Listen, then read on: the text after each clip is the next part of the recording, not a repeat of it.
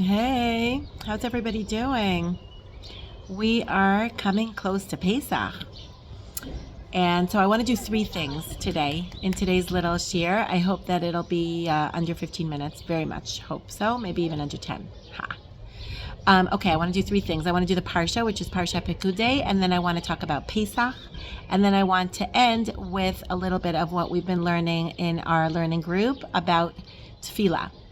I don't think it'll come together, but you never know. Hashem always has nice ways of connecting everything. So let's go for it.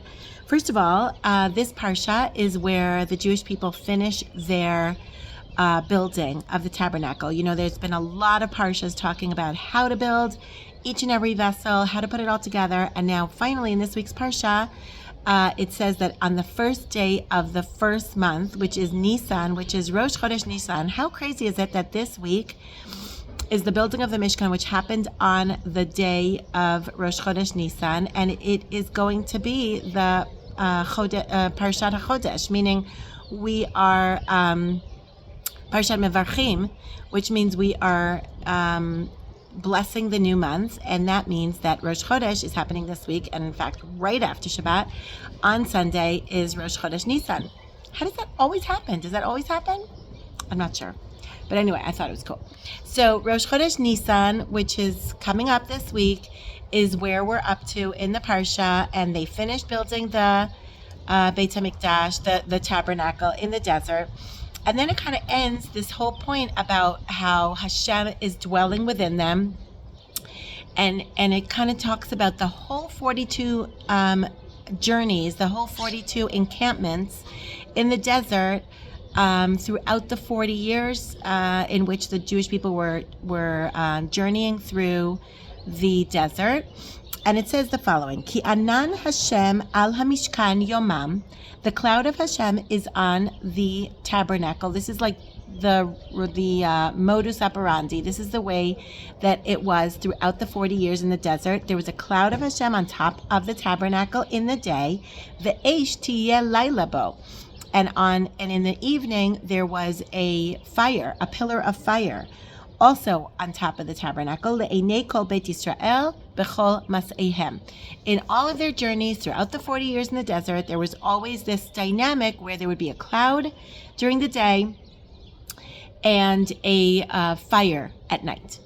And Netivot Shalom says in his very Hasidic kind of a way that each of these things is a metaphor, or it basically is trying to tell us that we go through our lives, the 40 years. First of all, he says that the 40 most significant years in every Jewish person's life and every human being's life, seems to me, are the middle 40 years of his life. And I think he's talking about between 20 and 60.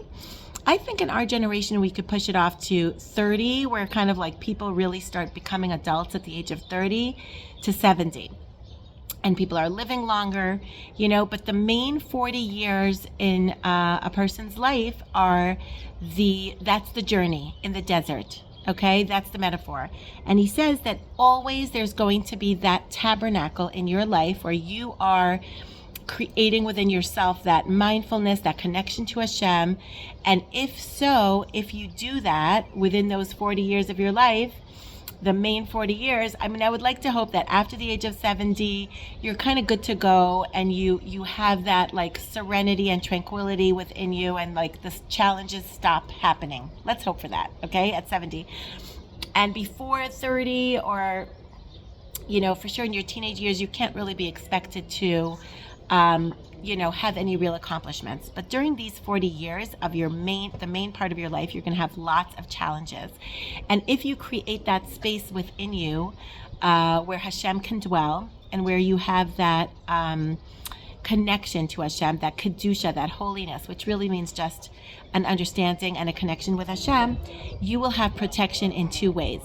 If you have those challenges, which are like daytime challenges, which means basically you kind of don't feel Hashem's presence in your life, and things are not great, they're not easy for you.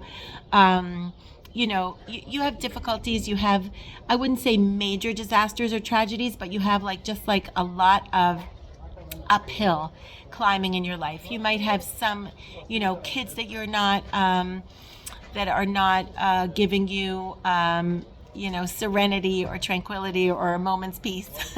You might have challenges with your own personality. You might have anxiety. You might have depression. You might have certain health issues. Okay, and those just kind of like come and go, and you just have this feeling of, life is just hard. And so there Hashem will come to you in a cloud, meaning in that cloud of uncertainty, of difficulty, of like fog and confusion, where things are cloudy and not clear, that's where Hashem will come to you in that Mishkan. That tabernacle is going to enable you to find Hashem despite the cloud, despite the darkness, despite the uncertainty and confusion. And he says differently than that is when it's nighttime, when it's like real struggles, like very dark and very bad. If you have that tabernacle within you, the protection that you will find will be like a fire. And what does a fire do? A fire lights up, that's first of all. But a fire is also passionate and very like overcoming all the fires that you have. Let's say you're in a fire, like you're in a very difficult situation. If you have within you that fire of Torah, which means that passion for developing your spirituality, to learn Torah, to connect to Hashem, you have that fire within you, that will be a tremendous protection for you. And the fire that you develop within yourself, within your personal Mishkan, your tabernacle, will overpower any external fire, any external problems and difficulties that you will find. So that's just like how he's saying to understand that Hashem will protect you no matter what, as long as you create that space within yourself to have that relationship with Him. And then you'll be able to overcome all the problems throughout your life, throughout those 40 years of trials and tribulations and journeying through your personal desert. Okay, so that's number one. Okay. Oh, I'm already connecting it. I love it. Okay. So so the next thing I want to talk about is Pesach. Pesach is coming. And, if you hear some of the noise behind me, my son is helping me out here. We're cleaning for Pesach, and I think everybody is at the point where we're looking for chametz, and we're cleaning out the closets and the cabinets and the, looking for chametz, So what are we looking for? And I'm going to talk more about Pesach and what we're really, like what our goal is next week, because we still have one more Shabbat beforehand. But there's this concept that we are just going crazy. Bodkim, Bachorim, Uvastakim. What are we looking for? We're checking inside the crevices and the nooks and crannies that you can find in your house. What are we looking for? So Netivot Shalom says that chametz is a metaphor to the root problem that each and every one of us is dealing with in their life. We, each and every one of us, and again, it's not something to feel bad about because Hashem created us this way. That's how we are. But each and every one of us has one major flaw, like major. It's at the root of all their difficulties in life, at the root of all their failures, at the root of all their difficult relationships, their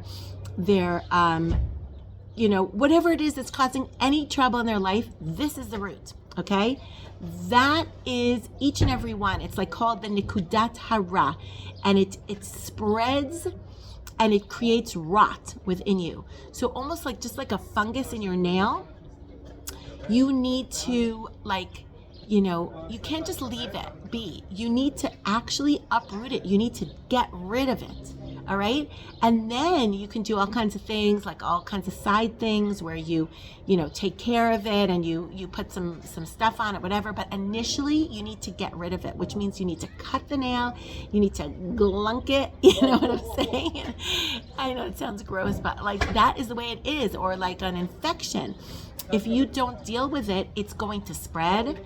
And even if like you deal with it a little bit and you do certain activities that will, makes you feel that you're healing or that you're getting over it, if you don't actually at one point actually uproot it, then you're going to be in big trouble. So too, chametz is referring to that one nikudat hara, that's little point, which is the root of all the evil in your life. Okay? And so that 1 week, that Pesach, and I'll explain to you why next week, like why it's the beginning of when we are becoming a nation, or becoming a Jewish people. We're really becoming Jewish, right? It's like a conversion process almost. At that point, we need to search and look for every tiny last bit of that uprooting, of that root, so that we can uproot it once and for all and get rid of it. But he says beautifully, where do you look for it? You're looking in all the crevices and all the cracks. It says b'chorim ubastakim. You're looking for it in the cracks that you have in your home. Now, I don't know about you, but like, let's say you have like one of these like carousel cabinets where you have this like wheel that goes around, but you really can't get behind that so easily unless you have, I guess in this day and age, you can have a vacuum cleaner, you can have all kinds of like modern stuff. But back in the day, the halacha is bodkim leor haner. You need to take a candle and you check and you get as far as your hand can reach. Ad sheyado magaat, till where your hand can reach. So if you happen to have short arms, or if there's just you can't get in behind the carousel or under or up, like take everything out, and you can't get to that place, then even if there is chametz there, you are not culpable for that. You're not responsible to get beyond the place where you yourself can reach your own arm.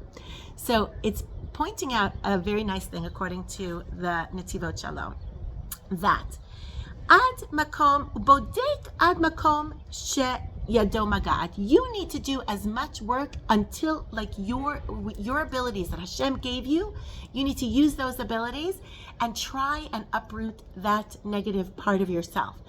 But if you can't, you can't. Meaning you do up until the place that you personally, with your strengths and your abilities, can get to. But if you can't, you're not responsible for any more than that.